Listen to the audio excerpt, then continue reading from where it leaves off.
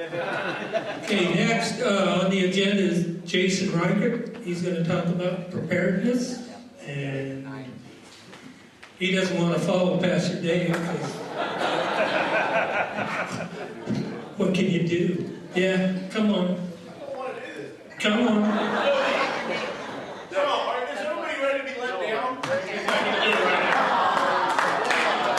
No, we'll get it. I'm going to turn this off. He said, I don't think we need. Can you turn this off? I don't think we need it. I think you can all hear it. All right, so now we're going to talk about guns just a little bit.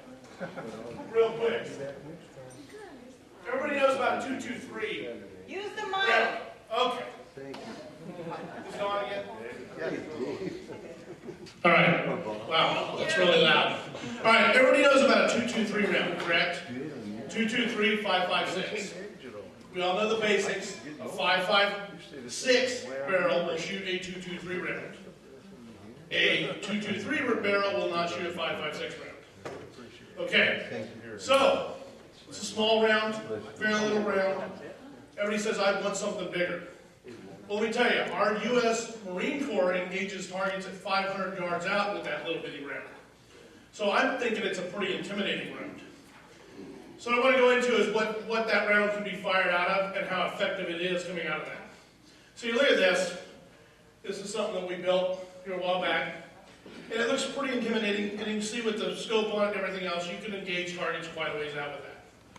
But for tactical reasons around your house, around your yard, it's a little bit much. Just a bit. Yeah, you could open stuff. That would be great. My Vanna White here is going to go ahead and start opening bags.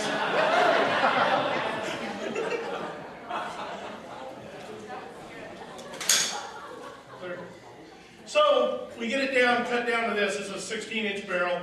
A little bit more feasible to pack around the yard, the house, other things. Fairly reasonable to build.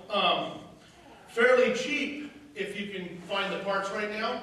I suggest you build one, or 2, or 3, or 5, or how many ever you can fit in the safe. Right now, this rifle here is you can build for about $600–700. Not a whole lot of money if you can find the parts right now, but a little bit more reasonable.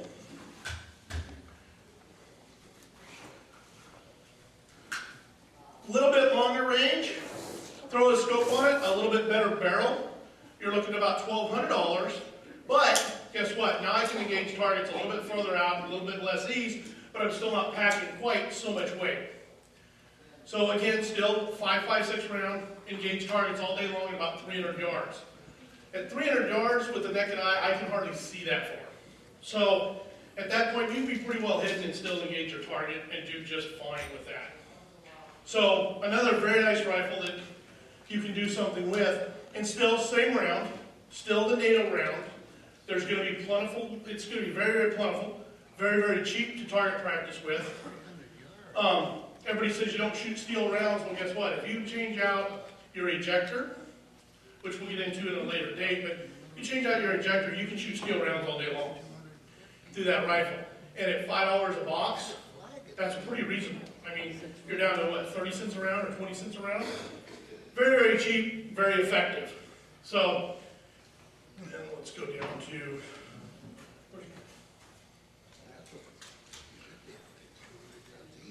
we go. Iron sights, very light weapon, very, very light. Still 5.56, so you still engage targets. If you can see 500 yards, you can still take them down with that. But the nice thing about this is with the iron sight, it's very light. If you shoot iron sights a lot, the scope comes really, really easy. I suggest you all shoot iron sights for your practice. Again, very light weapon, pack it a long ways, not have a problem carrying it. Carry this thing all day long. This is what I actually train with. And we use them a lot. We pack them over miles and miles and miles. And very easy to get around. So you guys can see the different platforms here. But the problem is, not the problem, the nice thing about it is it's all the same weapon. I can take the bolt carrier, the part that actually fires the round, out of any one of those guns and swap it into the other gun. It's a very versatile gun. So now I want to show you about going into my house what I carry at my house. Same weapon again, but about half the size. Still can engage targets the same distance, still carries the same round, but again, now you're down to half the size, very, very lightweight, very efficient, and I would take this over my pistol any day of the week. Anytime I can put a stock and shoulder a weapon, I become that much more lethal with that weapon. And still, this is what they are so adversely scared of, but it's still a semi-automatic repeating rifle. There's nothing nasty about this weapon at all. They're all black, they're all a little intimidating. If you haven't been around them, I guess, I don't know. They don't look intimidating to me, they're empty.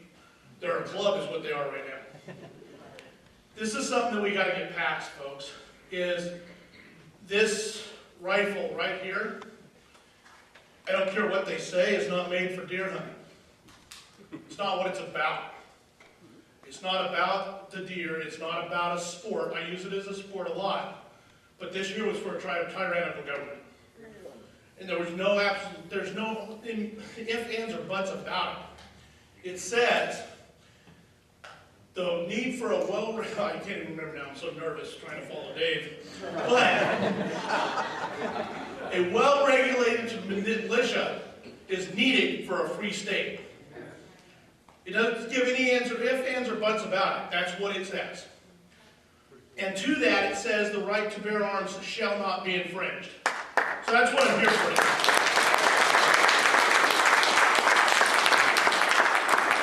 The minute that they say I need a bullet button, that's an infringement. The minute that they say I can't have a 30-round magazine, that's an infringement. We all got to decide. Dave talked a little bit about that line in the sand. The only thing that I can tell you about the line in the sand that I'm seeing right now as being part of the militia, the active militia that we train together a lot, is every time they draw a new line and I back up a step, there's 1,000 more men on that line. They draw another line, I'll back up another step, and there's 1,000 more men on that line. Problem is, we're not very far to the wall from here. But every time we do it, now we're seeing 2,000 or 3,000 more guys. So there is a hope, but it's not going to be without a fight. And I love the idea of Jefferson. I think it's the greatest thing ever. It's the whole reason I chose to stay in the state of California, because if there's going to be a fight, I believe it's going to be right here. But here's the problem that I have with the state of Jefferson. And it's not really a problem, but I think everybody who lives in the state of Jefferson believes what it's about and believes what it's for, had better get ready. Because when have you ever seen a tyrant relinquish power without a fight? And that's what we're asking them to do. We're going to say, you know what, go ahead and give us this, we can make a go of it, we're going to take it, we're going to do this, we're going to do it our way, and we're going to be fine. Do you believe Nancy Pelosi's going to say, okay, you guys are right, go ahead? Do you believe our governor's going to say, oh, yep, you guys are right, go ahead? Good luck with that. It's going to be a fight, folks, and everybody needs to get in that fight. And before it's ever a battle of weapons, it needs to be a battle of people getting out there and voicing their opinion. If you're for it, start telling people you're for it. If you're not for it, go down south. Move. Because almost everybody I talk to has voiced their opinion and they're for it. And we need to voice this loud. And if you see somebody holding a Jefferson sign, stop. Get out, hold a sign with them. Before long, you'll be 4 or 5, you'll be 10, 15 strong. Make a statement. I get so many people who say, man, I'd love to do the militia thing. But you know what? I'm afraid. I'm going to tell you a quick story. I found the militia about 3 years ago. What I'd been looking for. I went to one FTX and I was in. I was sold. I went to my best friend's house. We've been through thick and thin. Anything I do, he did. Anything he did, I did. It was leaping without looking. We were best friends. I went to him and he says, you're nuts. Why would you do that? I can't even talk to you. This is crazy. Well, he's in the militia now. It's taken 3 years, but he's in. And our numbers are growing like crazy. But more so than that, don't worry about the militia. Because the militia is a little, I mean, it's fun and I love it. And it's a great thing, I think. But more so, stand up first and voice your opinion, because I'm sorry, folks, if you can't voice your opinion, you can't ever point a gun down range. Right on. It's never, ever going to happen. So, voice your opinion. Use your voice. We still have the First Amendment, believe it or not. I know we feel like it's trampled a lot, but we still have it. So, use it. If we use that, we shouldn't need the Second Amendment. But remember that it is there. And remember to buy a weapon, have a weapon ready to go, obey their stupid laws. Think about it. Everybody says, oh man, we got to train with 10-round mags. Guess what? Whenever I'm not shooting 30 rounds at a time, I'm shooting 10 rounds at a time. Guess how efficient I become at magazine change? And I mean, there it is. It's going to be easy to shoot 30 rounds. If I'm shooting 10 all the time doing magazine changes, that makes me more efficient at magazine changes. If they say I need a bullet button and I'm using a stupid thing on my thumb that I got to get in there just right to drop that magazine, guess what? When the time comes and I take that bullet button out and I start dropping magazines, who's going to be faster? Me. So, obey their laws. Stick with the laws. Obey the laws. But train. Get together, get a group, start training, start doing some things. Because you're going to be technically more efficient and know what you're doing that much better. So, that's kind of my spiel for tonight. And I know I'm not nearly Pastor Dave, but I'll tell you what. There's few men that I would follow, and that is one of them. So, let's have another round.